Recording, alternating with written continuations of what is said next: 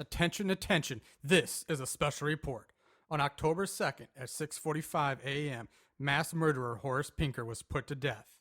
And now he's really mad. So no more Mr. Nice Guy.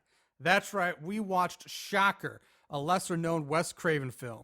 We watched it so you don't have to, but you should. So you know what that means. Horror, so bad and scary.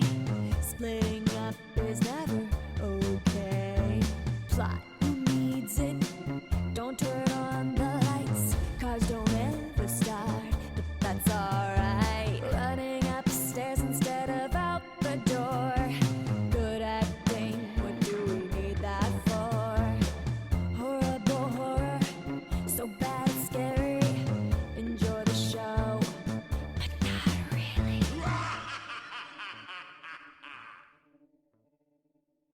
Greetings, everyone. Welcome to the next episode of Horrible Horror, the podcast where we watch the worst of the worst in horror movies. Movies so bad, they're scary. Today is a special episode as we are dedicating this to Wes Craven, who, as of our time of recording, had passed away a week ago yesterday. Everybody by now knows he passed away of brain cancer. So it's been about a week. It's been a week.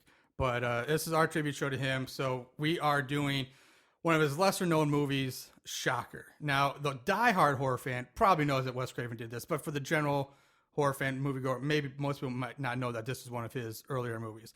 Anyway, I'm Marshall Hampton, the host. With me, as always, is Mr. Aaron Southworth. Hello. How's it going? It's going all right. Doing pretty good. Feeling a little electricity in the air, perhaps. Is it shocking? It is shocking. It's shocking. It's something.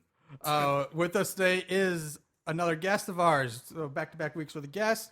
Aaron, why don't you go ahead and introduce our guest this week? This is a friend of mine who I've met kind of through other friends, which is always kind of funny. But yes, Mr. Matt Phile, how are you doing today? Yeah, I'm doing great. I'm excited to talk about Wes Craven. Okay. So I don't have any good electricity puns. I'm sorry.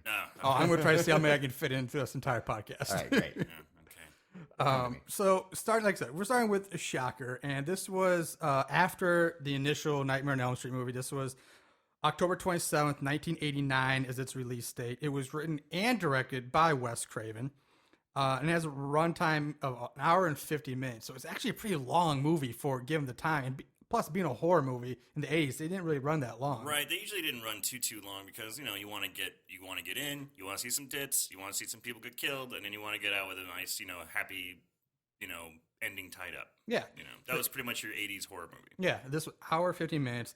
I found it on Amazon Instant / Amazon Prime or whatever. I'm assuming Aaron, you probably did Xbox again or something. I found it through Xbox, the Microsoft service. Matt. Yeah, I downloaded it from some random website I just found, and whatever. Risky, yeah. but all right. Yeah, I'm a little rebellious. You blaze with fire. Okay. Yeah. So one thing to know about this movie is that it actually has a pretty good cast for a horror movie in the 80s. A lot of people that went on to do other things, and a lot of established character actors at the time as well. It had stars Peter Berg, who most people probably know him, or at least recognize him. He plays Jonathan Parker. And the other kind of major names that are kind of throughout this movie, with not mentioning all the cameos that are in it, you have Mitch Pileggi, who plays Horace Pinker, the main antagonist, the killer. I just call him Shocker. Yeah, Shocker. But most fans will know, especially sci-fi fans, he played Walter Skinner on the X-Files. So that's why his biggest claim to fame is the X-Files role. Yeah. When I saw him, I was like, oh shit, that's Skinner. It was the very first thing I thought of. Yeah, he does a really good job in this movie. I wanted to see more Pinker scenes, really. And then you have Michael Murphy, who plays Lieutenant Parker, Peter Berg's father. And he's got 108 credits to his name. So a really good character actor, but to me, his most memorable roles were he was the mayor in Batman Returns, and he played Warren Worthington II, which is Angel's father in X-Men: The Last Stand. That's right. That's what I recognized him from. Yeah. That's good. I spent about maybe 50 minutes out of the hour 50 on IMDb the whole time I was watching this movie, because remembering it from my childhood, I'm just like, where is that guy from again? And you do that the whole movie. And also another 80s, 90s classic in John Tesh, who played the news anchor. Man, I wanted to drop that. Yeah, just John Tesh. He was Entertainment Tonight all the way. Yeah. Man, I love John Tesh. That hair. A big jaw. God, he's Yeah. a weird looking dude. Ted Raimi is in the movie. You have cameos by Heather Langenkamp, who was famous from Nancy from the original Nightmare on Elm Street. Yep. She makes a very, very brief, but she is in it. And then you also have, I just mentioned this for our local roots connection, Sam Scarber, who plays the coach, like the college coach, football coach in this movie, is from St. Louis, Missouri. Yeah, did not. And he was referee number 3 in The Karate Kid. Oh, and that's his he biggest was role right there. And he was in Over the Top, the Sylvester Stallone arm wrestling movie. Sweet. Fantastic. So, yeah, moving on. We're going to jump into the movie now. I'll get to the other cameos either as we come to them or at the end when we start wrapping up. So basically, the movie opens up with some awesome 1980s metal. Some sweet, it's great sweet metal. shocker rock. Yeah. Yeah. And to be honest, I was doing my research for this. The soundtrack for this movie is like coveted by horror fans, like and fans alike. It's just, but it's also really hard to get. So it's like one of those diamond in the rough. Like if you can find this soundtrack, oh, it's gold. Hold on to it. Yeah. Yeah. Well, it's got some good songs in it. It's got some Alice Cooper. It's got Motley Crue. It's got, I mean, it's all like 80s And this hair the metal. song, it's Ace Frehley or something, right? Isn't it Ace Frehley's band, the opening song? Yeah, yeah. It's something along those lines, or it was band he's in, or something. pretty. I think it was made for the movie, wasn't it? 'Cause It might have been that I don't have, but it could have been. Yeah, because it was very. But it's all like distinct. turn around. There's it's shocker. You know, Yeah. So anyway, it opens with a guy in this dirty, cluttered TV repair shop fixing TVs, and you notice he has a very, very pronounced limp, which is a running thing throughout the entire movie. Yeah. And you see a bloody knife on the counter with all the TV repair parts, and you hear a news reporter in the background about a serial killer who keeps killing, and he's so smart because he keeps eluding the police, and the police don't even know who he is or how to get. He's just makes the police look stupid. Yeah, Basically. so I thought that was kind of funny too. It's like they talk about how his incredible physical strength and genius level intelligence. Yeah. And that's really not the case. No, it's really not. He's a strong dude, yes, but is he a genius? Ugh. No, probably not. So after all that opening scene, we meet Peter Berg or Jonathan Parker, who's the main character, and he's a college football star of this made up local community college. Even though the coach keeps saying, "You have it all. You could be something special. You could be a legend," but he's at base like a junior college, so Right. it's like he's not that good. And we meet his girlfriend Allison, who plays a big part throughout the movie. I do want to mention in this one scene before he actually goes to football practice, because you watching John Tesh the news report, and then he changes the channel to like his football highlights or something. And there's a girl working at this like little concession stand. This blonde girl. Right, yeah. Well, that blonde girl on the other camera happened to be Jessica Craven, Wes Craven's daughter, that he put in this movie. His son is also in the movie. Plays a jogger. Yes, who comes up later. So I just want to get that out there. So two Cravens and Wes Craven himself is in the movie as well. So anyway, It's a Craven trifecta. It is a Craven trifecta. And so he has football practice and blah, blah, blah. And they kind of pull off some, cheesy, cliche football comedy gimmicks where he's running and looking at the pretty girls, and then he gets nailed. And then the next play, he's looking at the girls, he's trash talking, and he runs headfirst into the goalpost. And then he gets up, and then he trips over the whole Gatorade table. So there's a lot of the whole football slapstick. It's like I was waiting for a banana peel to be out there and like, whoa! But, yeah. So after that, he's like, you see him and Allison walking home, and you kind of notice that the light's different. Like it's a very gray scene, and you see this as they walk up screen. You see this line of kids run across the screen. And as they get to the end screen, they start disappearing. Like, they just vanish into thin air. And I'm like, okay, this suddenly now has a very Nightmare on Elm Street feel to I it. was thinking the exact same thing. I'm thinking this is just a block down from Yeah, it's like Elm Street. it's like there's Elm Street and then there's this street. Like Oak Street or something. Like this because is and it's just the city itself, the town itself has a very Elm Street. Yeah, it has feel. a kind of a small town, like not that small, but like medium-sized, smallish town. Where kind of everybody knows each other. You got the main drag and like a bunch of those suburban homes lining the streets. Right. And then he comes up to, and we find like, okay, now they're on the street where he grew up, in this old house, and there's a TV repair van out front, and the van says Pinker TV Repair. And again, you're like, this is where he walks up to the house, and he turns around and says, Allison. Allison's gone. She's gone. So again, it's like, okay, now, like, gee, come on, Wes, like, you just did Nightmare on Elm Street. Let's branch out here a little bit. So inside, he finds the dead body of Bobby, who at this point we don't know who the fuck Bobby is. He's just some dead guy. And we hear a scream upstairs. He runs up, and there's a woman and a little girl backed into a corner by Pinker with this giant, like, honey knife, bowie knife, or whatever. It's a huge ass knife. And she's like, Jonathan, do something! Get him out of here! Get! And so at this point, I'm assuming, okay, it's his mother and younger sister or something. Jonathan and Pinker exchange some words, blah, blah, blah, blah, blah. Jonathan dives at Pinker, but he dives through him. Yeah. Like, he gets sucked into his torso like he dives, and disappears. Like he disappears into his stomach. He just gets sucked into this man. And we're like, what the fuck?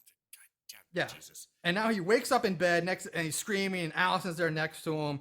And like, okay, definitely, okay, now we're in dream sequence, dreamland again. Another fun little Friday 13th, Nightmare on Elm Street little tidbit, waterbed. Yep, I just want to say, like, oh, this is a waterbed. Jeez, we're going to see it. So Wes Craven likes creepy towns and waterbeds. You know what else, like, caught my ear initially? Like, I was watching it, and he goes into his little dream sequence, and he sees the repair van, and he says, nobody gets their TV repaired this late. And you're like, why? Like, why can't you get your TV repaired when it's dusk? Like, what's the problem with that? Maybe the guy works extra hard. Right, yeah. Plus, with cable guys, we'll be there between 1 and 7 o'clock in the evening. Yeah, it's Right. just like it's just like an excuse for him to go in the house that they couldn't think of once. They're like, let's put a TV repair van and make it too late for him to be there.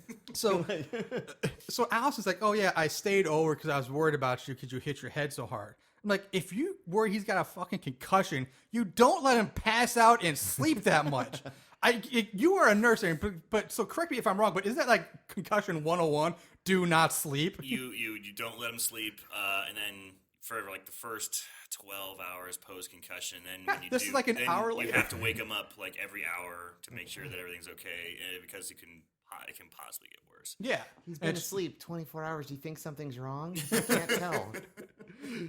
So after they wake up, he gets a phone call from his dad, Lieutenant Parker. And he's like, yeah, you better come check this out or whatever.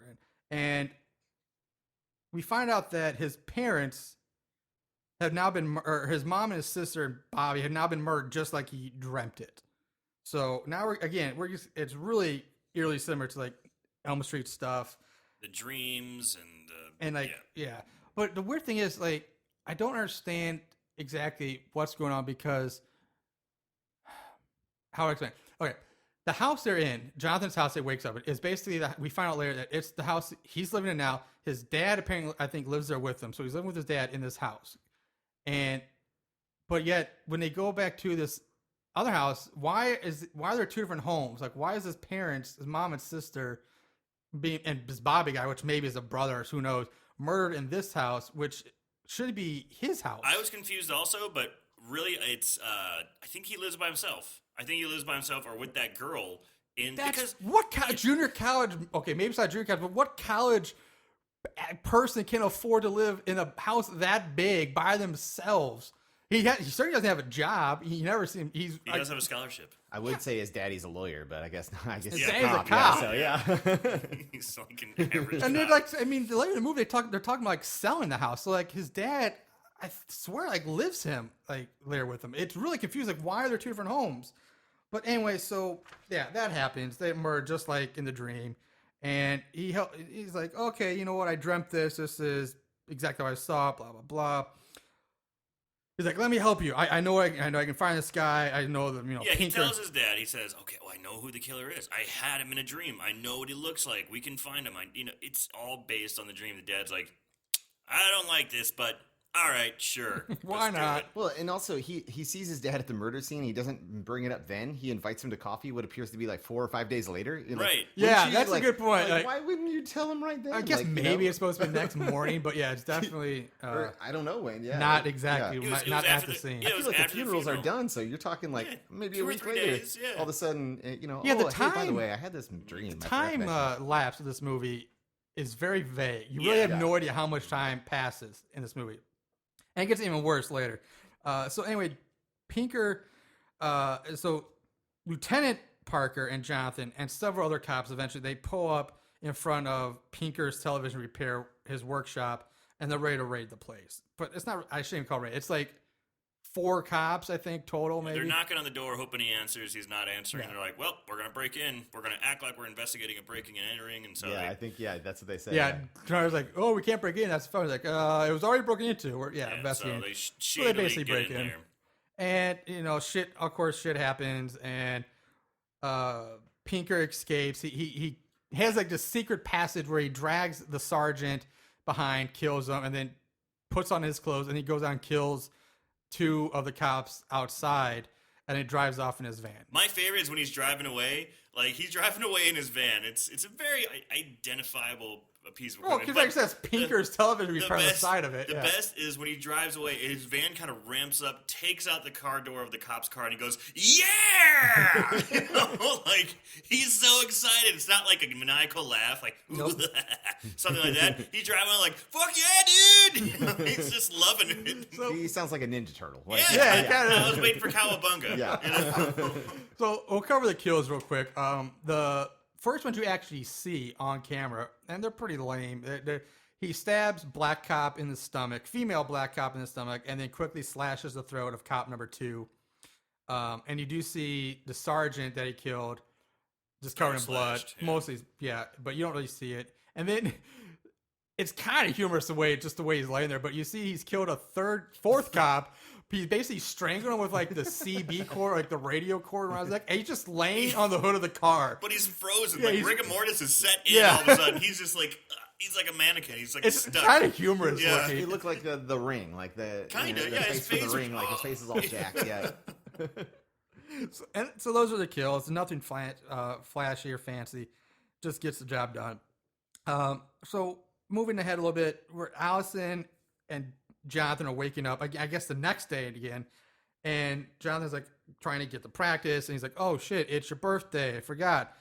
Here. And he gives her this heart necklace, this golden Really- heart necklace. Really cheap. Thing Yeah, you get it's really these. cheesy looking. like you got it from Zales or, Right. or yeah, Right, for Or probably, silly, even, yeah. I've seen better looking ones like claw games. Like, maybe Claire's. Yeah, right, right. And then he leaves to practice. And then you get news reports saying that Pinker, Horace Pinker, and now they identify him from the incident at the repair shop, has that he's a practitioner of black magic and animal sacrifice. Now this kind of comes in, but is so briefly like just glossed over. It's a pretty major part of the story, but It should be. Yeah, it should be a major part of the story, Right. but it's glossed Right. over really quickly. It really should be a huge part of the story, but it's so glossed over and just never touched on again. Yeah, I mean, it's really easy to miss if you're not actually. If you don't listen- hear that part, I none of watched the this rest of the movie makes Right. sense, right? twice. I watched it last night and then again this morning. And the first time I watched it, I didn't even pick up on that. I was like, Really? "What happened?" And it wasn't until this morning. They're like, "Oh crap! Okay, now I hear the black magic. You can easily miss it." So Allison's getting out of the shower, bathtub, whatever, and this is like the only real scare death scene in the movie because as she turns to leave, Horace Pinker just jumps, grabs her, and so out of nowhere, and they struggle, and you don't see much, but for considering what else you see in this movie, it's the most brutal And disturbing. kill I and guess. disturbing kill in Yeah. this movie. Even though you don't only see it, they do a good job. Like, oh shit, that's kind of it's an impactful scene. So basically, the bathroom is covered floor to ceiling in blood, wall to wall, and Alice's body is left in the bathtub. Just like brutalized. Yeah, it's pretty full vicious. of blood. Pretty disturbing. And scene, he yeah. writes "Happy Birthday" in his comma, and then it says Horace Pinker on the mirror in blood. So again, moving ahead, we're gonna skip through. Now we come to Jonathan's second dream because Jonathan's like, "Oh, I know what I can do now. I can dream and figure out what to do." So he gets his buddy Rhino, who's another football player, and he was like, "Okay, I'm gonna fall asleep." This is again it's like Ryan Nightmare on Elm Street. I'm gonna fall asleep, but you have to wake me up in the right time. Yeah, it's and- exactly from Nightmare on Elm Street. I didn't understand how this works. It's like he's this is the best part too, is like he's soaked. He's sitting they're at the football stadium. Yeah. And he has his car parked on the track. On the track. And then he says, you know what you have to do. He's like, yeah, I know what you have to wake. He's like, he doesn't say you have to wake me up. He doesn't say anything what they're going to do. No, he just says, he doesn't. you ready to do this? He goes, yeah. And he goes, buckle up. And then they show him driving very slowly. Buckle up. You We're didn't gonna want drive to ruin very the fear slowly of the and track, safely. but then once they get off the track, they speed up, and then you see it again, like they're being tailed by police officers, a bunch of police. But it was just funny. But he had the dream of Horace Pinker doing another murder, and that's when the guy wakes him up. And it was funny because Horace is about. I don't understand it. So he's having the dream. It's an actual dream. He's not like leaving, transcending the area, and he's actually like having an out-of-body experience, being at a different location in real time. It's an actual dream. Yeah, that's what's got me too, because I have this in my notes. Like, okay, he dreams this, and he saves this girl from being killed, and then, but at the same time, like I don't know if it's a dream or if he's like using astral projection. Right, because I think it's a dream because. I don't get it. Yeah, it's not like he's leaving his body, coming to a different time in real time. Yeah. He's having a dream, but then Horace is going to kill him in his own dream, and he's waking up. Is this Nightmare on Elm Street rules? Because Horace misses him and goes, I escaped. Yeah, that's why I'm like, happening? So if it's a dream, why is Horace reacting like he's actually there, or like he's experiencing them himself? Yeah, and also in because the dream would have just ended. Right. But in the first dream, wasn't the implication that it also was real time? So it's like it's like separate. Yeah. So it's dreams, a different type of dream this time. So well, in the first one, suits the once he story. jumps like into or through Pinker, the dream's pretty much over. It ends with, and he wakes up in bed. This time, like I said, once he disappears and gets waken up by Rhino, it cuts back briefly to Pinker in the stairwell reacting to Jonathan getting away. So Like which is like, why? yeah. If then it shouldn't be a dream because he's really there. Right. So is Jonathan traveling into the future to stop the murder and then coming back in real life in the dream? Because they do get there and basically the whole scene's replayed again and they just stop it. With the cops. I think continuity is like one of the funniest parts of the movie where you're just like, wait, none of this even makes any sense on any kind of timeline. So, yeah, anyway, so they get there, the cops found him, and they stop Pinker from killing this girl. And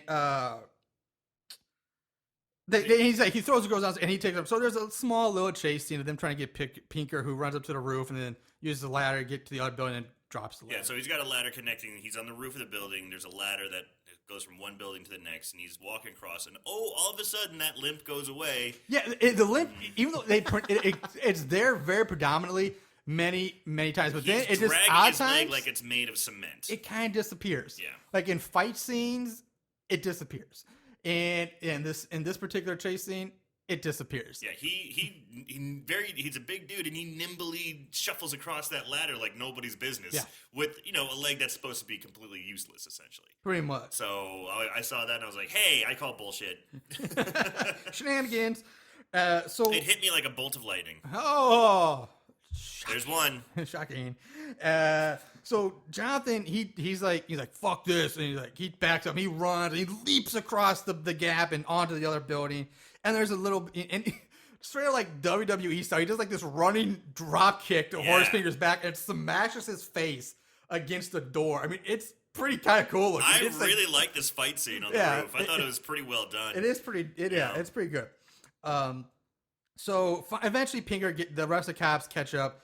Pinker's caught, and the very next scene is his execution scene.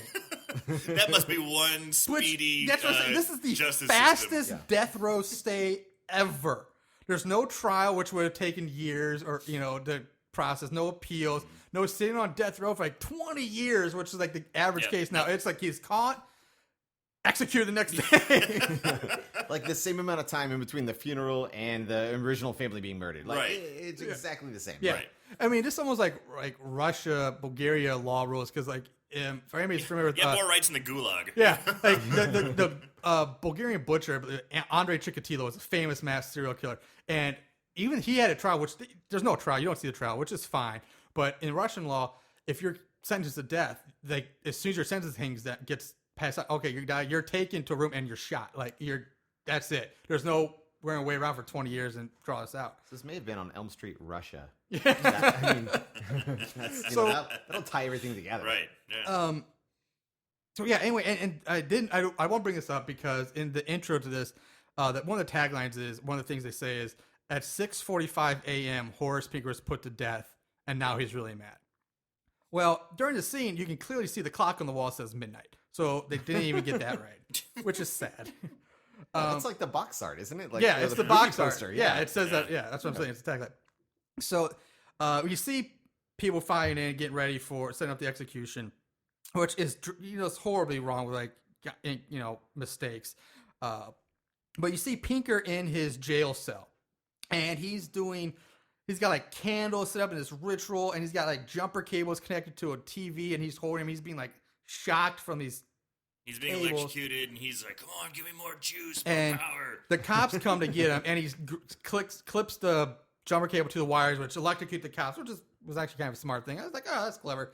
And he's like, honestly, he's like, give it to me. And you see this hand that's kind of like made of like static snow, like you see on a TV. Yeah, reaches out to him, and you hear a voice says, "You got it, baby." Yeah. It's the weirdest out of place voice. Like if this is supposed to be some black magic demon thing, he sounds like fucking Huggy Bear or something like that, or some like the ghost from Nightmare Before Christmas. That like the big ghoul, yeah. That's what it sounded like. You got it, baby. Yeah, that's exactly what it's. So it's like what?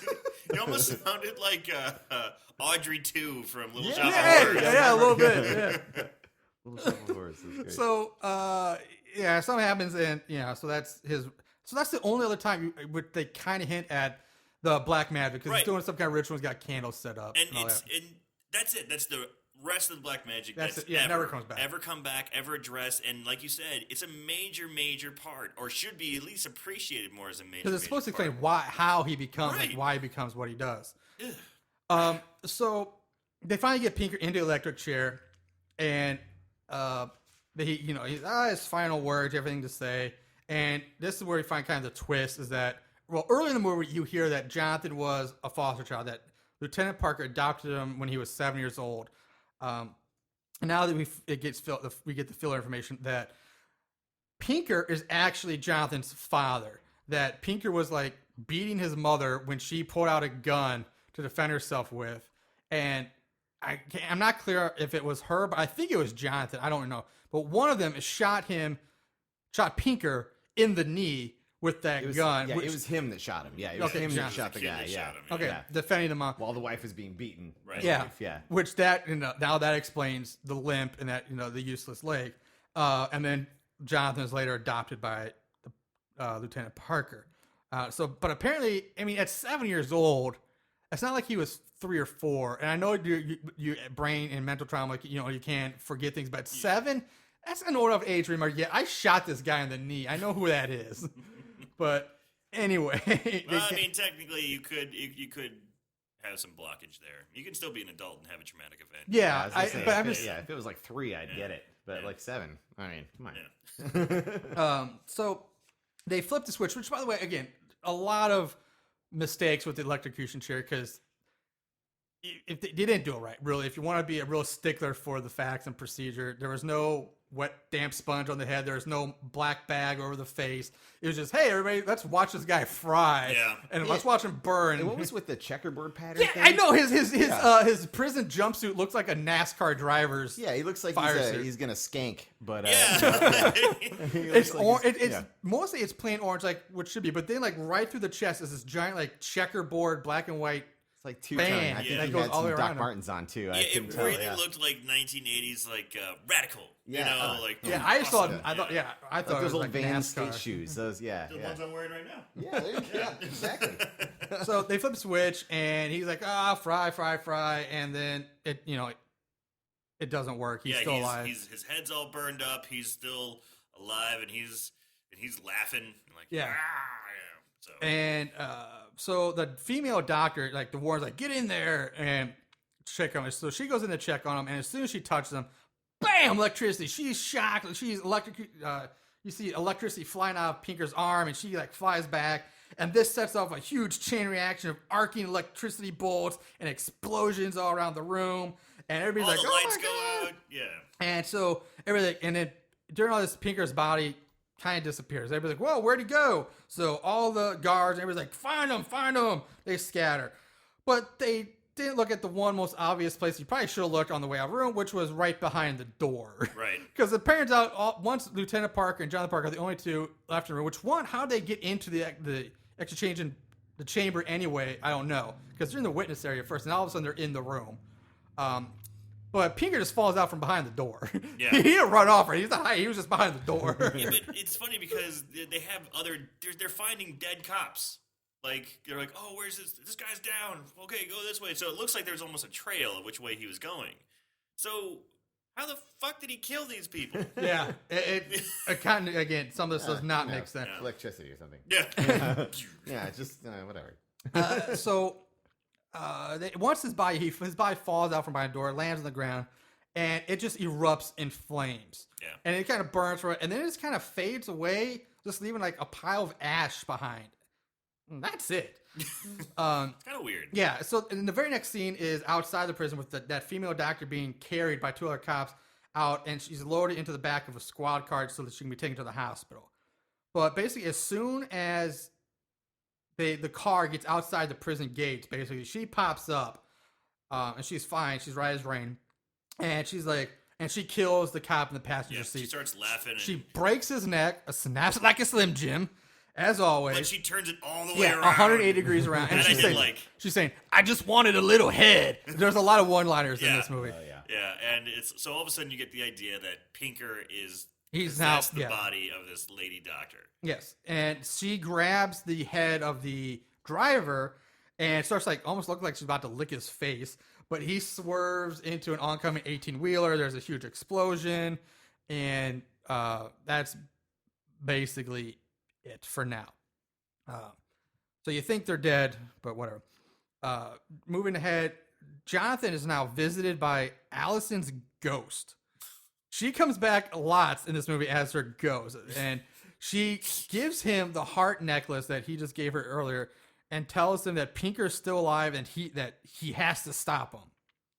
So, okay, This, by the way, was my absolute favorite part of the movie. Like the ghost, the reappearance of this ghost is just like, why? Well, Like, I know it doesn't make what. It's like, this isn't even a ghost movie. What the Is hell this is a this common doing, you know? occurrence in this realm or something? It's like, oh, hey, you're back in ghost form. Yeah. Great, you know. Well, I'm, by the way, totally awake.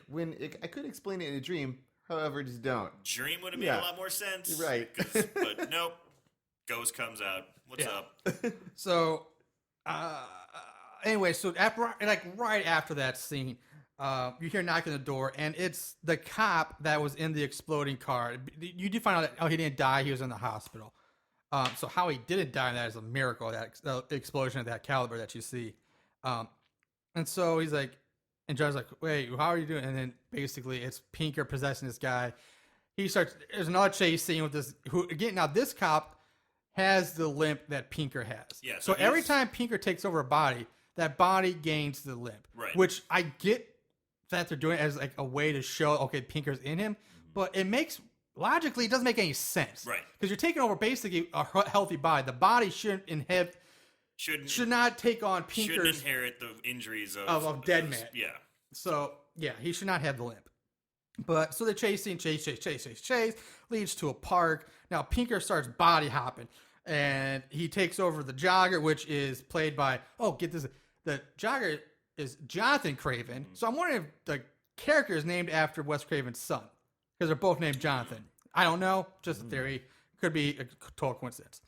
Anyway, so he takes over the jogger, and then the jogger, you see this little girl on a bike ride up to him, and a little note on the continuity is you hear the bike, like ding, ding, ding, ding of the bike, but when you see the bike, there's no bell on the bike. It's just a small continuity thing, but it's those things that, They must have mixed it up with the tricycle from the third Nightmare on Elm Street movie. Yeah. Oh, whoops, that one's in there. Yeah, but during this whole scene, the whole time he's running through the park, the cop is chasing Yep. Pinker And as shooting the cop. wildly Shooting into this. wildly. And it's not like they're the only two in the park. There's either. tons of people Yeah. running around, and it's like you think that someone would be like, call the cops, because this is a long scene. This is like it's 15 Right. minutes of him running around the park. There's so much running. He's running his ass off. My God. And a cop who can barely walk, let alone run, is doing a really good job of keeping up with this Right. guy. And this kid's he's in great shape. You know, he's sprinting like a maniac. Yeah, I mean, they even say later in the movie that you could, you just outrun anybody he takes over. Yeah, you can outrun anybody. Yeah, Yeah. I mean, the guy is fast, and he's constantly running in this movie. He's never, very rarely is he standing still. I don't think he stops until the end. Right. I mean, He this just is it right here. runs. Starts running. So eventually, the jogger gets shot by the cop who's possessed by Pinker. And then Pinker hops into the jogger. And then somehow, I guess the little girl finds the jogger and is like, hey, what's wrong with you? And then Pinker jumps into this little girl. And now, as the little girl, Pinker hijacks a fucking bulldozer and knows how to operate it. And he tries to run Jonathan over with it. And I do like seeing a little girl saying, "Let's get this fucker moving." Yeah, she curses a lot as Pinker. So I'm just like, "Yay, little kids saying bad words." So eventually the mom's like, hey, have you seen my daughter? And Jonathan's like, they're seeing, and she's running after him. And Jonathan grabs the daughter, and Pinker's like, fuck you, which is the little girl saying, fuck you, or something like that. The mom's like, let go of my daughter, blah, blah, blah. So you got mom chasing Jonathan, Jonathan chasing a girl all through a park. And then eventually Jonathan gets the heart necklace out, and he like tosses it onto the girl. And this causes Pinker to she starts seizing, and Pinker it forces Pinker out of the girl. And it's kind of like an apparition, kind of like an image of Pinker. Yeah, it's not a physical form. The special effects on this are really kind of odd. It's late 80s, but still, it's kind of an interesting choice that they make, because he's not like the ghost that you see Alice in it, and he's kind of like what they went for is like this, like a staticky image on a TV, like on the old TVs where you had to adjust the contrast, the tuning or something like that. It was kind of like that, where he was like out of focus and like, and he like, I don't know, it looked like he would, oh shit, what's the word? Phase in, phase out, kind of like flicker a little bit. Yeah. And did I miss? Did he already know that was going to do that, or did he just decide? With the necklace, did she explain that, or did he just pull it out of his pocket randomly? This will work. You know what? I'm about to get killed, so I might as well pull this out of my pocket. And I know before he throws it on, he pulls it out, and the girl reacts to it. It's like Dracula with a vampire to a cross. Yeah. Or garlic. All right, you know. All right. Yeah. That's what got me mixed up. I was just like, what is going on? So he gets out of the little girl and then jumps into the mom very briefly, because as soon as he hops into the mom, a construction worker comes over, like, hey, is everything okay over here? A giant construction worker who looks like Rico Suave. Yeah. And but that construction worker, this is another cameo, is Kane Roberts, who was the guitarist for Alice Cooper, which Alice Cooper is featured several times in this movie as well. Briefly, he's a cameo, but a lot of Alice Cooper music, there's shots of Alice Cooper. So this is the guitar from Alice Cooper playing the construction worker, who then Pinker jumps into him, and they have like a little struggle. The construction worker has the pickaxe, and he uses the pickaxe to scoop up the heart necklace, and so because apparently he can't touch it, and then he flings the pickaxe with the necklace wrapped around it into a big old lake. I mean, we're not talking flings. He fucking tossed that thing like an Olympian throwing a hammer. I mean, that thing flew like way and to the it's not middle. like they're even like staying on like the beach or like He's the water gotta be line. like a good 20 yards, away. at least 20 yards inland, and he launches this thing a good like 30 yards into the lake. It's a huge toss, and it's just like, oh my god, it's a huge lake, and it's deep into the lake. Yeah. So, that's gonna come back up. Yeah, that comes back. Now, Jonathan, at this point, I'm skipping ahead because we have a lot to get to this episode. Jonathan, we see a scene where he's sitting in like the high school gymnasium, getting patched up because he did get shot by the cop in the arm, and he's getting patched up by Pac-Man, which is played by Ted Raimi, who at first I thought was the head trainer because he's using medical stuff and he's got the big, trainer's box. But later you find out he's the assistant head coach, which again doesn't matter. But anyway, he's there and he's talking to the coach.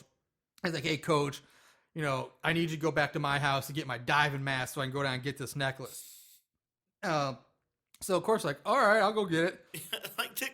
I love how these guys just buy right into it. They don't put up a struggle or ask any questions or try to figure out, is this guy really fucking crazy? Yeah. This sounds pretty fucking crazy. This guy his head a little too hard playing football. Like, are you sure? You did have a major head injury just last week. This is the most open-minded town in America. Right, yeah, right. Like, absolutely. they're just like, okay, buddy, you got it. What do you want to do? I'm on board. We got your back. Yeah, Okay. just say whatever. So Coach goes to his house, and of course, he gets possessed by Pinker. And a lot of time passes, so Jonathan shows up. He's like, "Hey, Coach, where are you? What's taking so long?"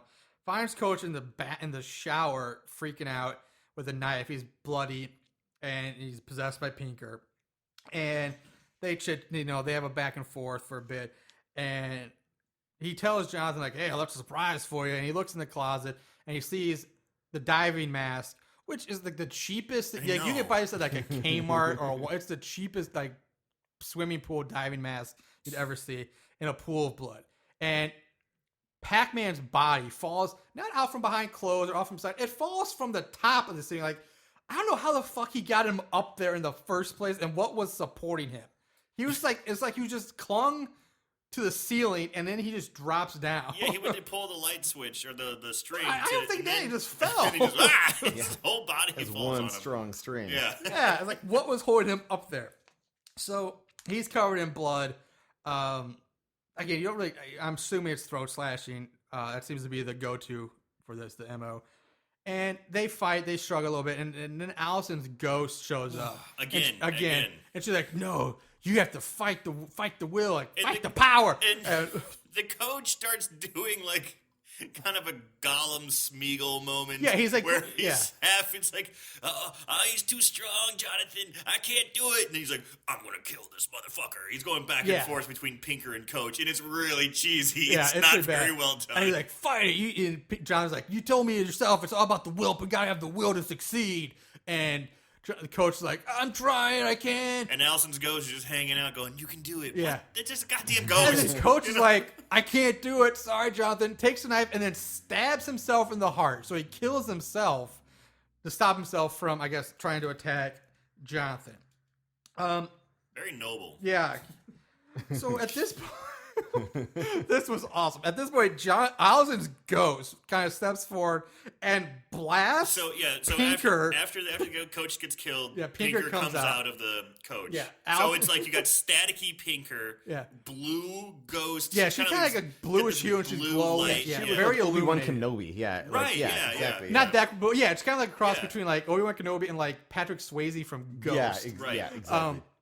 And so she walks up, and all of a sudden she just starts emitting, like she blasts Pinker with this light ray that emits from her chest, like just like Cyclops. Only instead of Cyclops in his optic eyes, it's like from her boobs, and it's like bam, like right, and knocks Pinker back. Yeah, she goes, "Go back to hell." Yeah. And she just blasts him into the next room. I'm like, I guess hell is in that next room. It's just right over there. Yeah, It just just right over found there. And- And then she leaves. Yeah, well, during What a bitch. during this, she doesn't quite leave, but during this, you hear bang, like Jonathan's father's like, Jonathan, let me in here, bang on the door, and she crawls up to Jonathan. She whispers like, I have something very important to tell you. Right. But then it cuts away, so you don't really know what that thing is. And honestly, I don't think we ever find out what Never that do. thing is. And she made it very pretty. She goes, I have exactly. It's like, I have something very important to tell you. You need to listen to what I say. Yeah, and but she you says never that know. very distinctly. I think it was by Walmart stock. That's 1989, right? Yeah, it's 89. Gosh, It's gonna blow she would have said that. I know. Apple or something. Yeah. So Lieutenant Parker shows up, and long story short, they actually arrest Jonathan because he walks up. There's dead Coach, there's dead Pac-Man or Ted Raimi. Oh well, we forgot to mention. Shocker was injured from, I guess, the boob blast, and he reached out and stuck his hand into a light switch, so yeah. he's gone into the electricity. I totally, yeah. He's in the I totally grid. agree. So He, yeah. as Yeah, he's he's in laying the there grid. Yeah, recovering he's in the from the blast, his fingers, they stretch like 3 or 4 times normal length, and he jams into a light socket outlet, and he gets sucked into the currents. So as Jonathan's being arrested, Lieutenant Parker like touches the lamp and gets shocked. He's like, what the fuck's wrong with the electricity in this place? And then he's like, take him out to my car. And so we realize, okay, as soon as he touches the lamp and gets shocked, now Lieutenant Parker has been possessed by Pinker. And Jonathan realizes this in the car, but he's already locked up. But out of nowhere, his teammate Rhino like just shows up and like smashes the window. door. Just Not the window. smashes the window open. Like, damn. And like drags him out the window. And Lieutenant Parker or Pinker's like, no, get him away. And he's like, I'll get him. And he hops in the car and there's a chase scene. Again, running his ass off. Yeah. Just running and running and running. Yeah. And they chase after each other, and this chase scene ends basically on the top of a high like skyscraper. So we've gone to small town to like metropolitan city, Right, and it's so because they have like a giant like skyscraping TV station, because they climb all the way up top of this thing, and they're not just the rooftop, but all the way up the antennas and satellite towers. It's gotta be 15 stories at least. Where easily where this thing ends. So they're arguing and they're chasing each other. And again, Jonathan tries to go, Dad, fight him. You have to, fight him. Blah, blah, blah. The same thing we saw with the coach.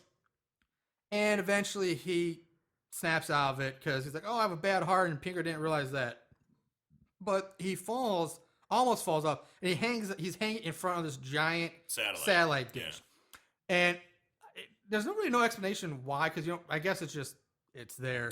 But you start seeing like, again, just like out of Allison's ghost boobs, you see a big like beam of light coming out from the satellite dish and like goes through Pinker, and he looks up at Jonathan and says, I'm nationwide now, and then he vanishes in like a ray of light off into like the night sky, right, into the radio waves or something. I think no explanation why is like the theme of this movie, right? Like, I mean, like every 5 minutes you're just like, what? Yeah. Like, where did that even come from?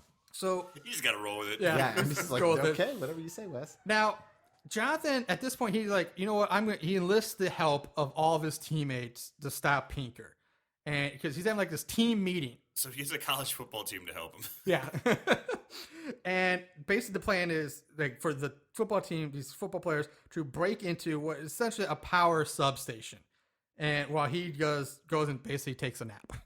That's exactly what it is. It's exactly what he does. It's exactly what he does. You guys go break and commit the crimes. I'm going to go take a nap. I'm going to go revisit that Sweetwater bed. Like, listen, you guys, I'm tuckered out, okay? I just got to... I've been running all of like last 2 days straight.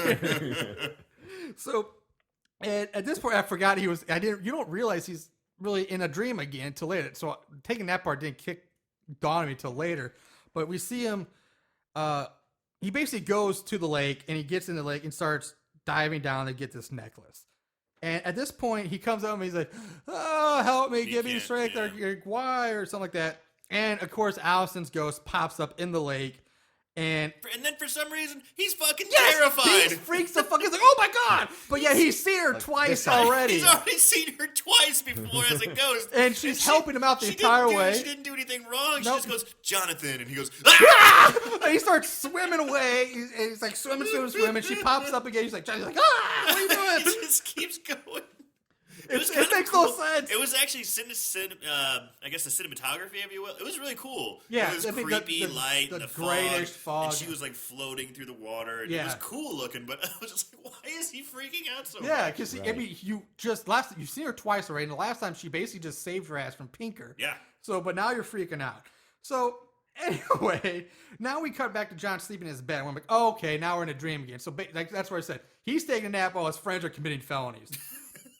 And so now Dream John is out of the lake. He's out of the lake. He's on the shore.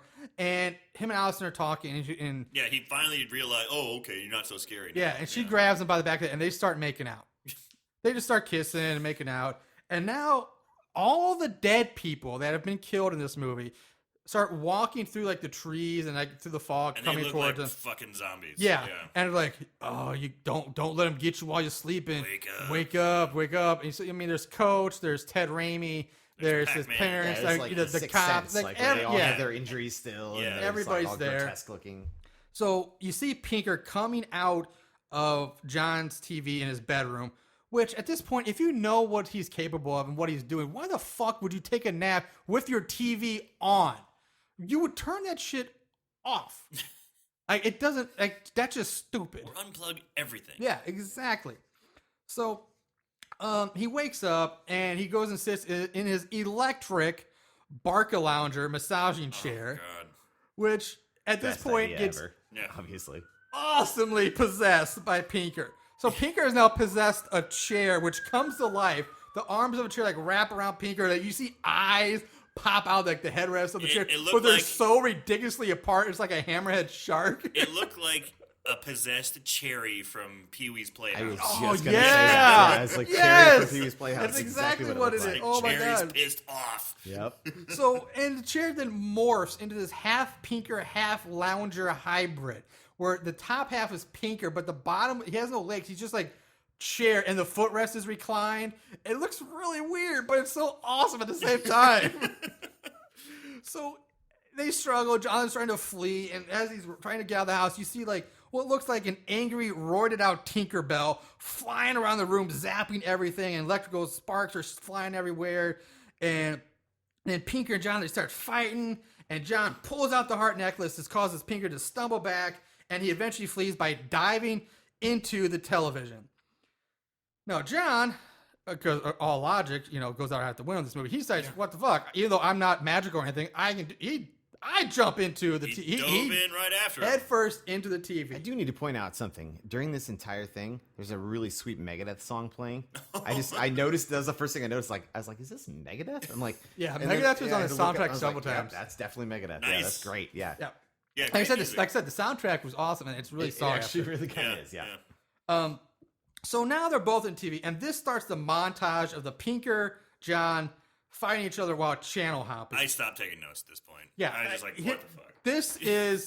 This is all the scenes that they go through. They go through a ton of war movies, black and white, like Vietnam, Vietnam War One, II. World War II, World War One. A lot of war movies. Leave It to Beaver. Yep. Alice Cooper music videos. The Hindenburg tragedy. News footage of some riot. A boxing match. Live news reports with John Tesh.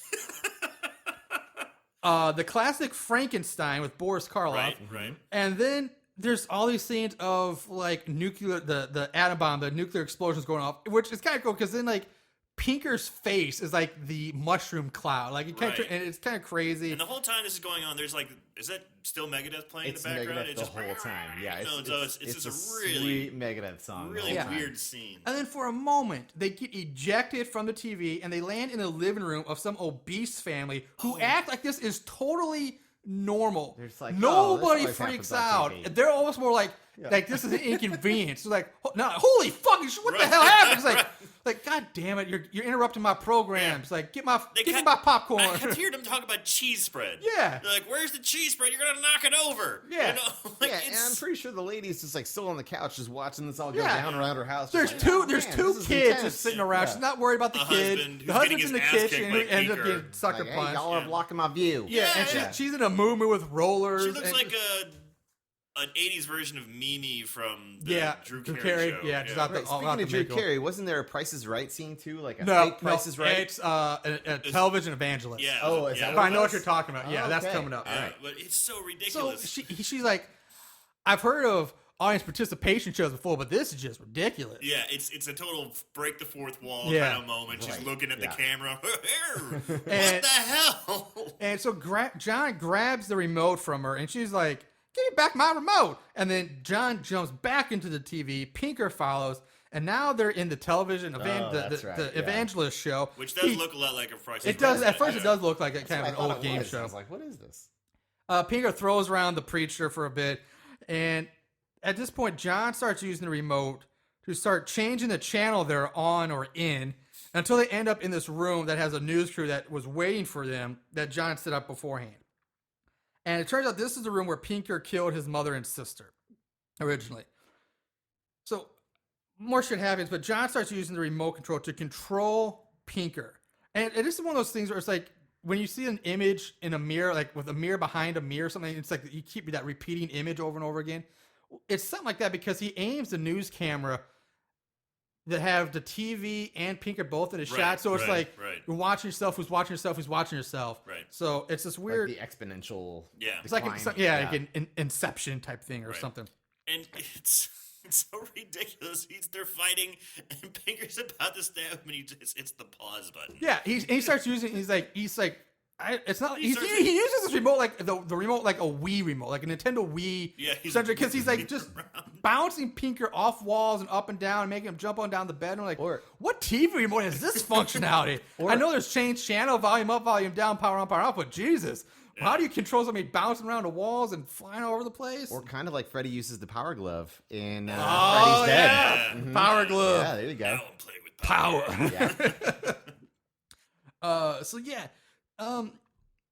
So basically, at this point, back in the power substation, Rhino and the rest of the group are cut the power, and this causes the city, about half the city, go into a citywide blackout. And you kind of loose explanation. It gets kind of confusing, but Jonathan's plan was to jump through the TV right as they cut the power, trapping Pinker inside. But Pinker's like, "Oh, your watch isn't ticking. You're late." And they cut the power, and they're kind of trapped, but it doesn't really matter. Yeah, so he's like, I bet your watch isn't working right. It's almost midnight. And he looks like, how does he know this? Yeah, you know. and come on, man. Casios were huge in the '80s, and Casios take a licking and keep on ticking. That's true. Yeah. I was always more That of a wasn't Swatch Casio. guy, but It was Casio, wasn't it? No, that was like Timex? Timex. It was someone that Timex. Timex. Take a Damn it. lick. love Timex. Damn Because it. I remember the T's. bummer. Take a lick and Timex. Take a lick. That's right. Oh well, but so yeah, he's like, oh crap, Rhino's gonna blow the grid. I'm gonna be trapped here with Pinker, and it's so funny because he just doesn't have that realization and just go, oh shit. He actually screams out, Rhino, no, don't do it! Like, And he then- can hear him! Yeah, Like, exactly. He's on the other side of town! And he's like, At this point, "No!" he's still in a dream. I mean, is this like this dream world? Like, so it's who knows if this is reality, dream? What the fuck's going on? But somehow he gets the bright idea of hanging. While Pinker's frozen from the remote, he hangs the heart necklace off around the lens of the news camera, and basically, like, well, here goes nothing, and then runs and dives headfirst into the camera lens, and he gets sucked into it, and you see like this crazy scene of him like falling through space, but there's like It's like a TV. wormhole. It's like a Yeah, wormhole of yeah. TV Yeah. shows surrounding him. Wormhole, yeah, that's perfect. And so for some unknown reason, this causes Pinker to explode into black and white static like pixels and disappear. And at this point, the rest of the city goes black. Yeah, and Jonathan comes out in his room through his TV. Which is now, the screen's blown, it's now on fire. Or not like big fire, but there's like a fire inside the box, the TV, the box. And you hear Pinker going, come back, you son of a bitch! Yeah, you like motherfucker, every time we I'll turn a kill you." TV on, I'm gonna be here. I'm gonna get you. Blah blah blah. And then Jonathan just kind of pulls out the remote and turns off the TV, Which kills the flames. which of course kills the flames. But also the fact that I don't understand how the TV's still on in the first place, because they cut the power and all the city has no power, but yet this one TV magically is on. Oh, didn't he like squeak through and then the power went out? No, because they clearly show that the power went out beforehand. Yeah. It's woohoo. They missed something there. They missed a lot of things in a lot of places. So Jonathan walks outside, and there's a bunch of neighbors gathered around. Everybody's talking about the blackout. Like, oh, what's happened? And he looks up into the stars. He hears Allison's voice again. I don't know what she says. Yeah, he's like, don't the stars look beautiful? I was like, yes, they always look beautiful. I don't want you to be away. I'll never be away. It's some. I don't even know what's that, but it's And something. that's the movie. And then she And he- turns into a constellation. Right? Yeah, something happens in the stars. Yes, Yeah. there is something in the 'Cause, stars that you know, happens. that's what people do. And he turns and starts to walk down the sidewalk as roll credits. Yeah. More metal music, right? Yeah. Yeah, more metal. Yeah, there's more awesome exactly. metal music hit plays. More as the 80s credits roll. metal. Now, I do want to say the man you see, it's very blurry, but I had to dig around to find out. But the man who comes out from the house next door, that comes out just after the blackout in that final scene, is Wes Craven. So you have 3 Craven. That's the other one. So now we're going to move into our odds and ends. Not only did they watch these films, they researched them too. Ugh, what is wrong with these guys? We start with the ratings, and IMDb gave it a 4.5, which is average, which is fine. Rotten Tomatoes hated this movie, apparently. Really? Rotten Tomatoes gave it an 8% on the thermometer, one of the lowest scores we've done on this show so far. Yikes. But the audience score was 30%, and that was roughly, which at the time was 11,796 critiques or viewer votes or whatever. And then Amazon gave it a 3.5 out of 5. So not That's a big disparity. Yeah, like geez, 8% from 8% to 3.5. What is that? 65. Right, 70%? right, Yeah, I mean, right. yeah, come it's crazy. Plot keywords, I didn't really bother with this one. I just kind of I didn't do anything with it. But now we're for some trivia for this game, or not the game, for the movie. Stuff I dug up during my research. According to Wes Craven, the film was severely cut for an R rating, which blows my mind. They say it took around 13 submissions to the MPAA to receive the R instead of an X. Why in the Which blows my mind. It's It's insane. it's not brutal. It's not. I thought it was like PG-13. Yeah, it's not. There's no nudity. There's adult. the There's a blood lot you of bad see. language, It's that's not. it, yeah. Yeah. That makes me think if there's a cut out there that is just over the top, crazy, killer slashing.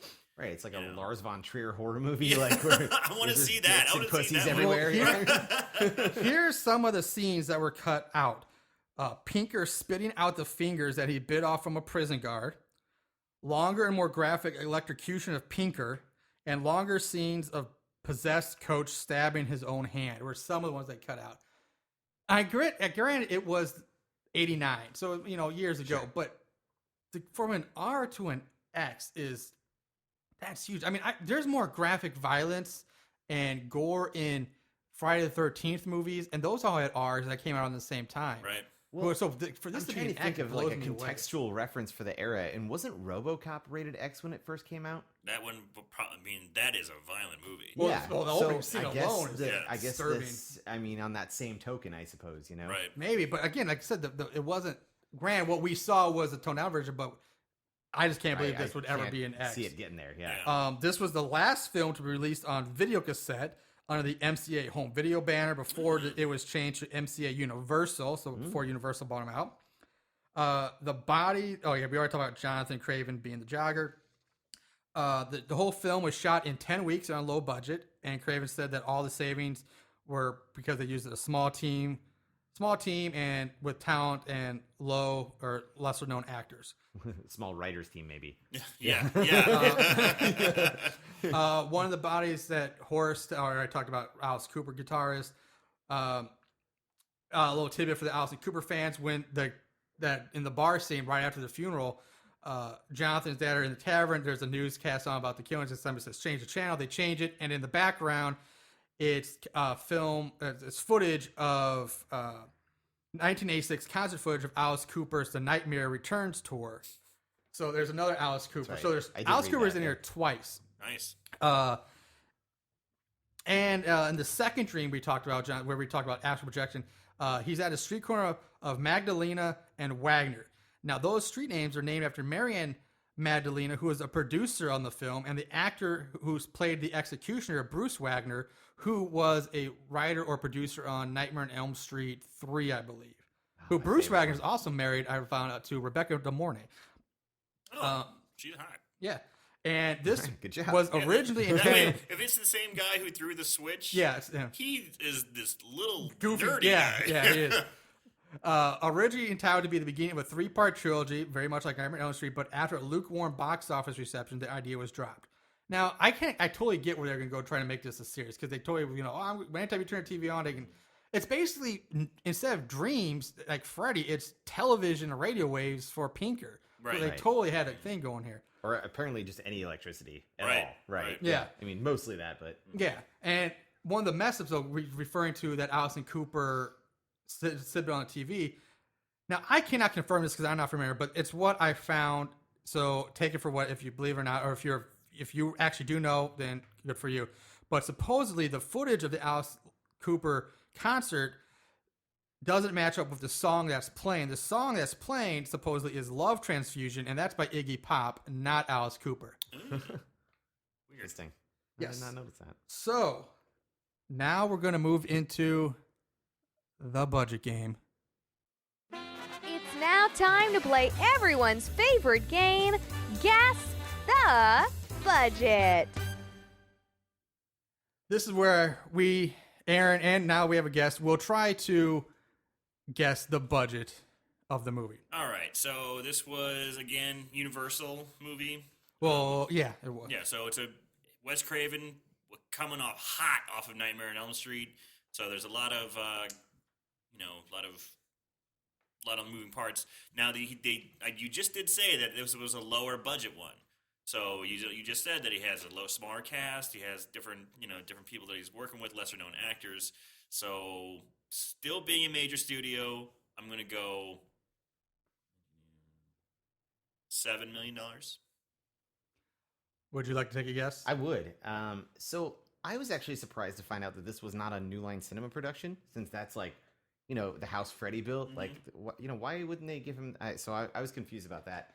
But I imagine it's because of the script. But I'm gonna go lower than that, man. I'm gonna say like $1989, $3 million, $3.5 million, maybe. Well, you're both wrong, and for the most part, you kind of split the difference. The estimated budget, even $5 million. Wow. So once again, Aaron is actually, over. You're closer. If you go 3.5. Well, if you million, went 3.5, technically closer, but 3, you're both gonna be $2 million off. So yeah, $5 million for this. And this is what blows my mind, because what I just said is they scrapped the sequels because they said a lukewarm box office, or they didn't think. But the gross in the United States was $16,554,699.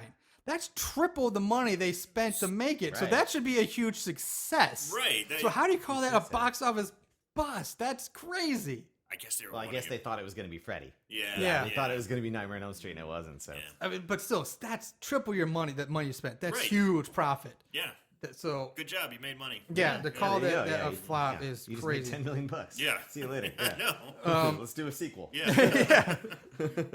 All right, finally, we come to our 5-star reviews. These special movies have a place in these special people's hearts. 5-star reviews. Now, again, these are 5-star reviews I find off of Amazon. There were a decent amount, but I wrote down, I Excited think, to hear these. 3 or 4. So, first off, we got Robert Hanks. I love this trashy but scary film. It's a guilty pleasure, one not to share with minor children or females of the species. 5 stars. Not to share with females.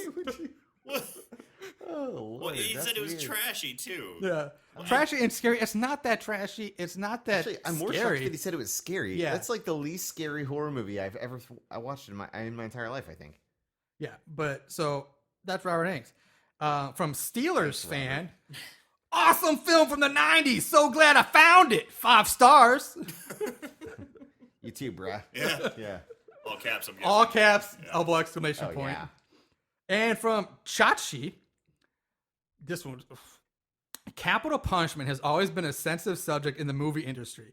Speak in favor of it, you alienate one audience. Speak against it, alienate another. Wes Craven's Shocker decides, in parentheses wisely, to walk the fine line between the two viewpoints. Yes, the electric kills our most evil criminals, but it doesn't kill them all. Backed by Megadeth's admirable cover of Alice Cooper's No More Mr. Nice Guy, this movie succeeds in every way that The Green Mile failed. 5 stars. You're kidding me. What? Yeah! That's a really What's weird this guy's name? I'm gonna comparison. need to look him up on Facebook. Chachi. It's not even a Yeah. name. It's just some username. Is there a way I can message this dude Yeah. and just ask him what the hell he was What talking does I about? would mean? love to hear him Right. expand on that some more. So he First of says all- the electric chair doesn't kill everyone?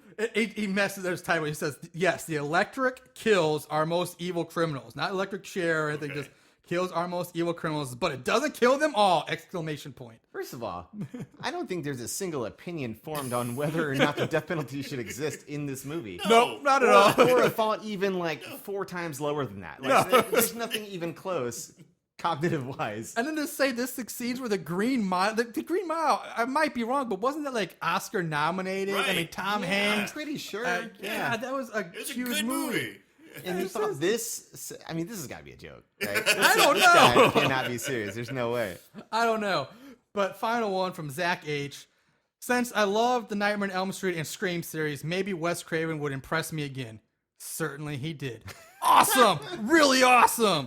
5 stars. All right. Well, I know a Zach H, and I'm gonna punch him in the face next time I see him, even though that's probably not him, just in case. All right, now our final segment, which I forgot, I normally do it as soon as we get done talking movie, but we're going to do our favorite kill of the movie. There can be only one. Favorite kill. So this movie, not a lot of kills in it really, and they're Really? pretty tame. Yeah. So A lot of body discovery. Yeah, it's more a lot of discovery body of discovery, kills and then and talking stabbing. about people being killed off camera. Like they're like, "Oh, he just killed 40 more people yesterday, but we didn't get to see any of that." Pinker's the Yeah. busiest, Yeah. most active He kills mass 2 murderer. families a day. One Yeah, in the like morning, one in he's the butchering people left and right. Most of you, like Bundy, Gacy, they didn't kill like night after night after night. They spread it He out. killed, This like, guy's 17 people over 20 years. yeah, this guy's killing like 4 to 8 people a night or a Right, day right, or right. maybe 12 people a week. He just can't get satisfied. It's just like, All the while running a TV repair.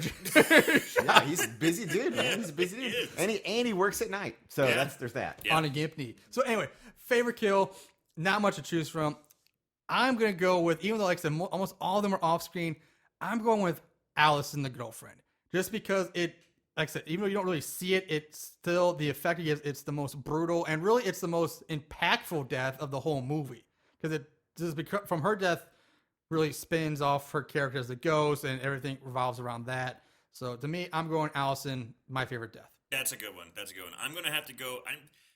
I don't even know if it really could be considered a death, but I'm going to go with it anyway. As Pinker's electrocution, and he's hamming it up. He's shocking everything, and then all like when they're done, they turn it off. The lights come back on. His head is just totally scarred and Burnt, big burns, and it looks pretty nasty. It looks pretty painful. It does actually. The makeup job on that does look pretty good. They did a Yeah. good job with that. So I think that'd be my favorite kill. I don't think that sponge was wet enough on top of it. There was no sponge, but yeah. attempt to kill. Yes. Yeah, right. Favorite kill, Matt?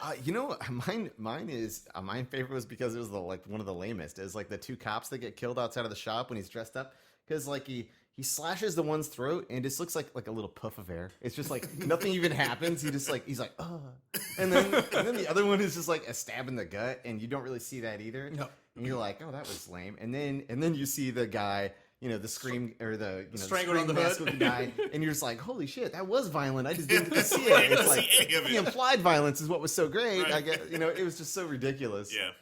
All right, so there you have it. Now, normally we would sign off here and end the show, but today, like I said, this is the Wes Craven, our tribute show, even though I'm sure there will be a ton of them before ours, but this is ours. And so we're going to kind of just have I have a bunch of Wes Craven history and facts I'll get to wrap up the show. But I think for a minute, we're just going to kind of, spitball here, and we're, talk about maybe a few of our other favorite Wes Craven movies and some other of our most memorable Wes Craven moments for movies, or, just some that stuck with us from any of his movies. We try not to be too lengthy with it, but we feel like he should be honored, the man who gave us so much for so long. Sure. Everyone loves The Nightmare on Elm Street, and Freddy Krueger is going to go down. And he's He's going already down in been history, gone down in history. right, as one of the most iconic horror figures ever. Yeah. Just to build that, empire is pretty incredible. I also love the rap videos that he inspired. I think I put something on our Facebook page. Fresh Prince, the Fat Boys. Fresh Prince, and Fat Boys did Nightmare on Elm Street videos. A couple other rappers did some Freddy stuff, which was pretty funny. But as far as a movie or something that really sticks to me, it's actually not Freddy Krueger, it's People Under the Stairs. I fucking love that movie so much. It was scary, campy, funny. Also kind of made you think a little bit. And actually kind of, when you think about it, almost had like a fairy tale kind of feel to it. You had these evil landowners, which were the people who owned the house or owned the neighborhood and collected the taxes, and they had, kids that needed to be freed, and it was really good. But I just loved the weird couple and them running around calling each other mommy and daddy all the time. Yeah. And even he's wearing the S&M gear and he's going, mommy! Like The running gimp around. outfit, basically the gimp outfit. Basically running around with a shotgun, shooting, trying to kill the kid. People Under the Stairs. Gotta see it. Yeah, Fantastic. I agree. That movie stuck with me because I found it just kind of disturbing too. It sticks with you. It's a good one. It's pretty scary. Yeah. For me, I just want to say so many People Under the Stairs, The Hills of Eyes, Last House on the Left, the Scream series. They're all good. But I just want to say some of my favorite moments from, let's say, since he's so famous for Nightmare on Elm Street, some of my favorite moments that have always stuck with me from that series, regardless of what movie it's in, is there's 2 definite kills that I remember that vividly. One was from Nightmare on Elm Street 3, The Dream Warriors, where they're in the mental hospital. And this one again, when I first saw this, I was we were young kids, or not that young, but we were kids, and it disturbed me. It bothered me because it was where I don't know the character's name, but Freddy is basically turned this kid into like a living marionette doll, and he's on the top. He's like in a bell tower on the ledge, and you see like his tendons and nerves or something like ripped out of his arm, and going shoot straight up in the air. And you see Freddy in the sky like moving around, like, and just the image of like those tendons and everything sticking out of him, like really stuck with me as a kid. Like that one's always in my mind. Another great part about that scene is they switch back and forth from points of view, like from like Freddy and the dream's point of view, and then from the kids that are watching him's point of view. Yeah, they're like in the where TV he's room literally looking just up. standing there and nothing's happening, and they're like, "Why are you gonna kill yourself? You're gonna jump!" And then you switch back over, and then Freddy's in the sky, like puppeteering and whatever. And, Yeah, and it's and that fantastic. Dream Warriors was always my favorite as a kid because it was like I always thought it was so cool. Like they go on a dream and they have their super like image, like powers, superpower The version of wizard them, and the like bad the girl, punk girl yeah. with all the knives and all the that. switchblades. Yeah, And I remember she gets killed like they pump her full of drugs like in her injection Oh, site. yeah. It was so his fingers turn into syringes, syringes, and then yeah. he pumps her full of and, heroin. and yeah. like, he's like little Freddy's, like her Yep. her injection was like her like little mouths, like feed me. But anyway, and then like in Freddy, I think it was 5. I might be wrong. It could be 4, but I think it was 5. There's a scene where this kid is on a motorcycle driving down a highway, and he starts like morphing, like being turned into the motorcycle. Like you see, like the cables like jab into his legs, and it's like he's turned into like a transformer or a GoBot or something He's like that. screaming And the he's whole time, screaming, yeah. and he's like he can't get off. The motorbike's just speeding up, and whether I can't remember at the time if I liked it or thought this was stupid, but I know that the image stuck with me. Regardless of how I felt about it, it's one thing that stuck with me throughout the years. Very similar to like when we talk about Jason X with the liquid nitrogen face smashing. It's one of those things that just sticks with you. Right. When I was a kid, I was maybe in 3rd grade, and I'd never really watched a lot of scary movies. My mom was scared to death of these movies, so the first scary scene from any movie I'd ever even seen was in The Dream Warriors, which is currently my favorite movie of all time. Oh. Which is why I was happy to be on this podcast.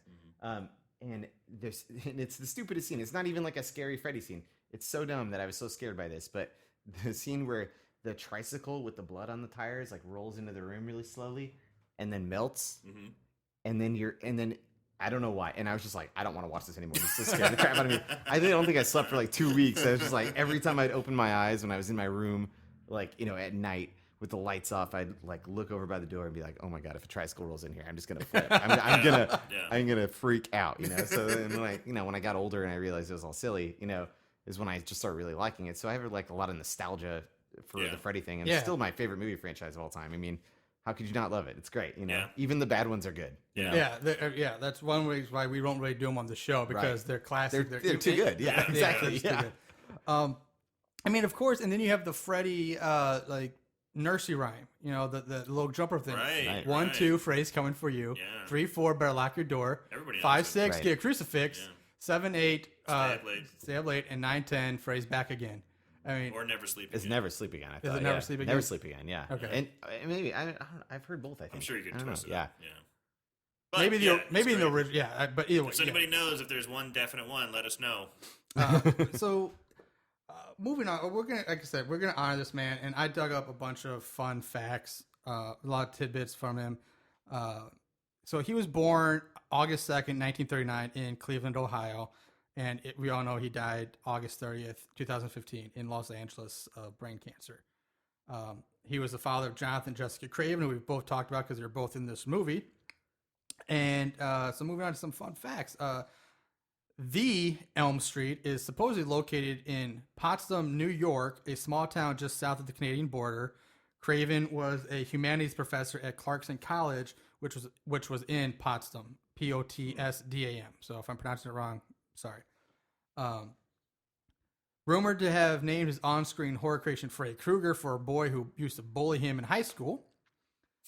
And in 1976, he acted in Tales That Will Tear Your Heart Out, a project being made under the supervision of friend Roy Frumkes, who was teaching at a state university at the time. Shortly after the filming, the raw stock was mistakenly re-exposed by another student, and so all the footage was lost. Bummer. He donated to Planet Planned Parenthood and Dreamcatchers Foundation charity auctioned 10-minute personal phone call and 2 premiere tickets to his next motion picture at the time, which was Pulse in 2006. He also donated the original mask from Scream, so the original Ghostface mask in 1996, along 2 other original props. This auction started in June 2002, and the props auction ended in the same year. But so he did a lot of charity work. He was an avid bird watcher. His father passed away when he was 4 years old. He was a disc jockey for the campus radio station at Clarkson College, where he was a humanities professor. I just said that. He turned down the option to direct Scream because the first scene in which Drew Barrymore dies reminded him too vividly of the climax sequence of The Last House on the Left, which was his very first film back in 1972. Not the remake, obviously. He directed a documentary about former President Bill Clinton. Weird. Craven and I did not know that. That's weird. Craven and the film crew followed Clinton for 3 hours into the White House a few days before his departure, so near the end of his reign. His former son-in-law was composer Michael Mancini, Mancini, who was married to his daughter. When actor-producer Robert Evans suffered a stroke in 1998, Craven was having a drink with him in Evans' screening room when he collapsed in front of Evans' later crypt. It really scared the shit out of the king of horror. He co-wrote the screenplay Pulse with Vince Gilligan. The script was based on some Japanese guy, I'm not going to try to pronounce his name, original Japanese horror film. And the final draft was done in 2002, but Miramax decided basically they weren't going to produce it at the time because it was too similar to The Ring. I don't know Pulse.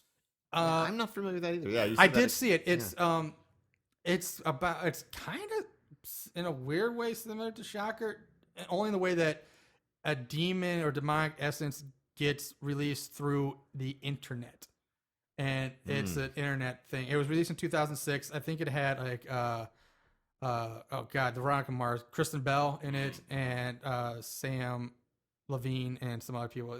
I actually did remember seeing it. So just really slowly, because all they had is dial-up back then, right? So Yeah. 2006. No. I'll guess, come, yeah, I I'll guess. come and get you soon enough. yeah, just wait, just dial your computer real quick and wait for it to be done. Now here's an Just interesting one. loading. He's just spinning. He's just a little spinning circle. It's like I'll be there in just a second. He was set Reboot. to direct Superman 4: The Quest for Peace in 1987, but was replaced after creative differences with star Christopher Reeves. Ooh. So Wes Reeves Craven basically had beef Juicy. with Yeah. Christopher Reeve's Superman. Somebody call the Inquirer. Yeah. Golly. His vision of Freddy Krueger came from a childhood memory when he was 10 years old. He looked out the window of an apartment he lived in, and he saw a drunk man or hobo man dressed similar to Freddy who was looking directly at him from the street, and he continued to stay there looking at the window for several minutes. This scared him, so later on he decided to use this for Freddy's look. So I'm guessing the hat and the striped sweater. He was profiled in the Hollywood Horror from the Director's Chair, 6 filmmakers in the franchise of Fear, so documentary. This one is another interesting one I did not know. He directed one Oscar-nominated performance. He directed Meryl Streep in Music of the Heart, a 1999 film, which Meryl Streep was nominated for an Oscar Academy Award for. No kidding. It was like his first, almost one and only non-horror related films. Huh. Yeah, I never even. No idea. Yeah. Yeah. He had dysfunctional family relationship with his parents. His dad was never really around. His mom was super religious. And because that, Wes Craven never allowed his mother to watch his films, except for Music of the Heart. And because his mother's judgmental influence caused him to be too terrified to talk to girls until he was at college, which led him to marry too early, in his opinion, and too young, and argue and contribute to the angry, bleak themes of his early films. Jesus. Like Last Right. House on the Left, So- Hills Have Eyes. So women are to blame, is what you're trying to say. Yeah. Yeah. Okay. Women Got it. screwed up his Got life it. pretty good. Hey, Maybe- just confirmed everything I already believed. So No, that's okay. Also, wasn't Freddy Krueger's mom a nun? Yes. Yes. Yeah. Yes, she was. She was raped by like 50 By inmates in the a asylum. million maniacs in the Right, insane right, asylum. right, Yeah, in the right. third one. Yeah. He authored a newspaper article about his current off-the-set downtime entitled "Retirement: Scarier Than Freddy Krueger" in the New York Times. He based the Nightmare on Elm Street movie on a news report about a group of young men who had died in their sleep during horrific nightmares despite having no history of health problems and showing no specific cause of death. I did know that one. Yeah. Yeah, I actually think I heard that one before too. He's the only person to direct more than one film in the Nightmare on Elm Street franchise. The first one, and then the new Nightmare in 1994. He didn't direct any of the others. He wrote them, but he never directed them, and no other director directed more than one. And then a few quotes of his that are just kind of worth, things that he said that were worth repeating. I believe the cinema is one of our principal forms of art. It is an incredibly powerful way to tell uplifting stories that can move people to cry with joy and inspire them to reach for the stars. Or enjoy watching a girl get sliced open. I enjoy that. Yeah. So that's The first monster you have to scare the audience with is yourself. And these are quotes related to I specific. can see that. Like, if you can't, relate a little bit. Yeah. And then this is a quote related to one of his movies, the 1995 movie Vampire in Brooklyn, which, yes, was a Wes Craven movie with I forgot about that. Eddie Shit. Murphy. Oh my God. Well, maybe we have to do that one later on. I was going to say, there's your Wes Craven movie, right? Yeah. Now, this is his quote. That was kind of screwed up thing because I wanted to work with a big star. I suppose it could have been better if it were a horror movie, but it wasn't.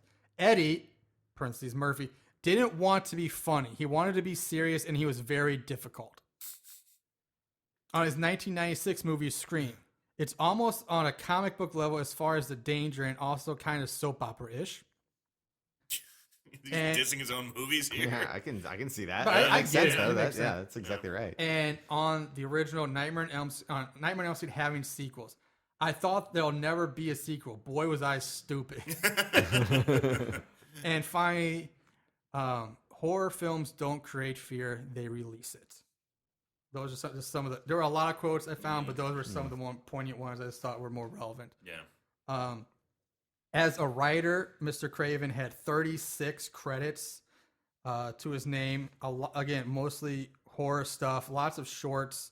The last thing he wrote was a short called Freddy Krueger Nightmare on Vape Street, which was in 2014, was the last thing. About They getting did. blazed out or something? Like, Yeah, what? Well, then there was... Using those vapor cigarettes. But this was Yeah, or, apparently like a whole series of Krueger shorts, because there was Krueger the Slasher from Elm Street, Krueger A Walk Through Elm Street, Krueger Another Tale from Elm Street.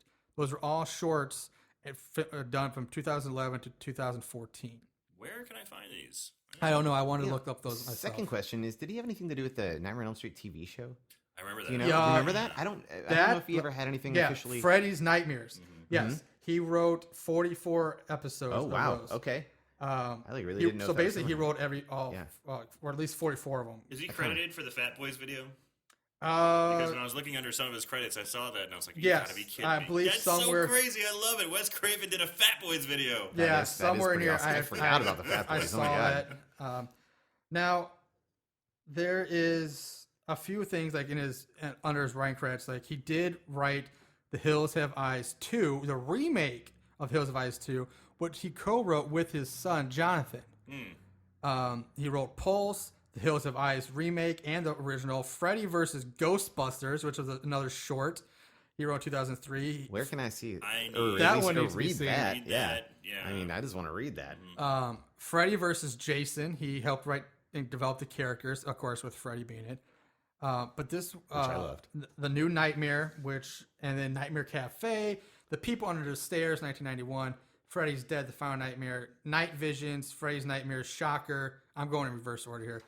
Nightmare on Elm Street video game, the NES LGN video yeah. game. That was good. Somehow he helped write that. You I ran guess the around and story you like- get coffee, and then you wake up so the things wouldn't attack you. Yeah, and and you then had to- you had to then get you'd the gradually boombox fall to wake asleep up. again. Yeah.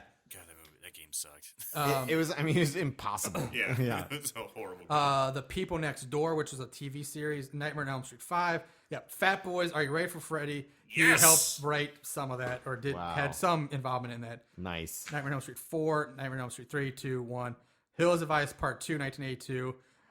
Here's one I forgot was his, and people might not.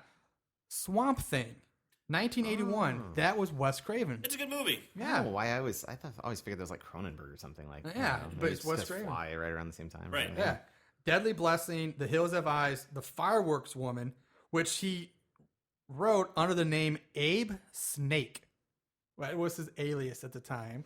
It's a weird one. And his very first movie, Last House on the Left, in 1972. Is he a Harry Potter professor? Or? Yeah, you would. Now, I want to read about this Fireworks Woman, which the plot is really fucking weird, which explains a lot, again, about his mom's relationship.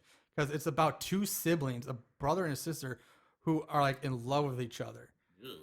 But the brother wants to become a priest, or the vice. I don't know. One wants to become a priest, but eventually they end up sleeping together, and now the whole Sexy. relationship and him becoming a priest is brought into question. So all this again, more religious stuff and women, and it's weird. I couldn't find to actually watch it, but I read the synopsis of it. And then as a director, he had 29 credits. So he's done a lot of stuff. Well, the man died, and I'm going to give honor to the man. So the last thing, I'll start at the beginning. Okay, House on the Left, Firework, Hells of Ice. He wrote all those as well as directed them. Stranger in Our House, Deadly Blessing, Swamp Thing, Invitation to Hell, Hills Have Eyes Part 2. Oh, Nightmare on Elm Street, Chiller, which is a TV movie. I tried to find that one because I was like, that's one I can't. It's a TV movie? Yeah, it was a I've TV never even movie. heard of that. That's great. Yeah, so 1984, which is why it's probably hard to find. Now, this one blows my mind. Again, just like the Meryl Streep movie, he goes way off from the way. Walt Disney's Wonderful World of Color. He did a film, a TV series, an episode for Disney. Mr. Freddy Krueger Blood and Guts did a Disney show. Wow. That's crazy. That's bizarre. He owed somebody a favor, I'm sure. Yeah. Or his bookie money or something. Right. Yeah, he was buddies with a Disney guy. Yeah. Deadly Friend. He did 5 episodes of The Twilight Zone in the 80s. The Serpent and the Rainbow, which is a crazy movie. That's a weird one. Shocker, Night Visions, another TV movie. People Under the Stairs, Nightmare Cafe, New Nightmare, Vampire in Brooklyn, Scream, Scream 2, Music of the Heart, 1997, Scream 3, Cursed, Red Eye, which was the movie about I remember being like on a plane. Wasn't like Jodie Foster in that or something? I don't know if it's Foster, but I is it- remember watching it, but again, didn't realize that was Wes Craven at the time. Wait, is that something similar to Turbulence? Remember Turbulence? Ray Liotta was in it. I don't know. Oh, gosh, I don't remember this. I remember seeing Red Eye, and I'm trying to remember who the guy is. I know once I see him, I'm like, oh, it's that guy, but the actor, and I'm drawing a blank on him. Some French movie called Paris. I can't speak French, so Paris La Charise. I don't know. Paris La Charise. Yeah, My Soul to Take in 2006, and then his final film that he directed was Scream 4 in 2010. I don't think I even knew that there was a Scream 4. Yeah, I saw it. they Is the main girl still in it? Yeah, they brought all the original cast was brought back. Really? So yeah, there's And plenty. actually, I had my doubts about it, but I did watch it. And like, honestly, I thought Scream 4 was better than like 2 or 3. 2 and 3, Really? especially 3. I thought it was pretty funny because I actually went to go see this movie with Melissa, my fiance, and one of her friends that I've met once or twice, and I don't like this guy. But we went to go see the movie, and we were the only white people in the theater. And you can just imagine, there was a lot of talking, a lot of chit-chat going on, and I'm like, fuck it, it's Scream 4, I don't care. And he stopped, he's in the middle of the movie, he stands up, looks back, he's like, excuse me, can some of you please be quiet? People are trying to watch the movie. And everyone just starts laughing at him. And I was like, oh, god damn. Good announcement, douchebag. Yeah. Way to be. All right, so that's our tribute to Wes Craven. I thought it was, needed to be said, shared what all he did for everything he's given us. But before we go, would you recommend watching Shocker? Aaron? Yeah, I think I'd recommend. You know what? No, I'm going to go back on it. I'm going to say no, don't watch it. It's if it's an okay movie, but if you're going to watch a Wes Craven movie, you want to watch something a little different, I would leave Shocker on the shelf. All right. I think I'd have to go with I think I would recommend it in a way that like I like to play tricks on people, and I would be like, yeah, man, it's great, you should definitely watch that. And then and when they come back to me and go, hey, were you talking about the same movie? I'd be like, yeah, did you watch it? Yeah, I was joking. Well, I disagree with both of you. Like, I agree. I say watch it. It's got its flaws, and we pointed them out. But at the same time, it's so fucking banana. It's this bonkers movie. It's fun. It's weird. Yeah, I mean, it mixes. I was like, yeah, it's got. You can definitely tell it's Craven because the Nightmare on Elm Street is just like got a heavy, got a lot of Nightmare on Elm it's Street got a influence. heavy Elm Street vibe. And you can almost argue this movie was influenced for the John Ritter movie Stay Tuned and maybe the Adam Sandler movie Click because they all have the same essence of people flopping through TV and know remote what? control You stuff. know what I thought when I was watching it? I was thinking The Ring. Like the scene where he comes out of the TV was like, it was almost the same thing. And I was like, oh, at least that was scary though. I mean, this was just ridiculous. Yeah. But, you know, but if you like chaotic nonsense. Yeah, I mean, it's not Friday 13th. It's not Scream, so don't expect that going in. It's just a different kind of crazy 80s fun with an awesome 80s metal soundtrack. So I'm going to say watch it. Just have fun with it and watch it for what it is. I say just That's listen to my the soundtrack. All right, so that is going to do it for us. Aaron, anything you want to finally say? Well, no, but I got my wedding coming up in a couple weeks, so pretty excited about that. So I may be, missing a day here or there, but I don't plan on it. But yeah, just kind of really excited about that. In closing words? Oh, no, thank you guys for having me on. It's been a blast. Like, thank you like for I so said, much. this is like one of my Wes Craven's so dear to me that like this was the perfect one for me. Like this is exactly what I wanted to talk about. So Right. it's great. Yeah. Thank Awesome. you guys again. Oh, you're very welcome. I'm glad we could have you.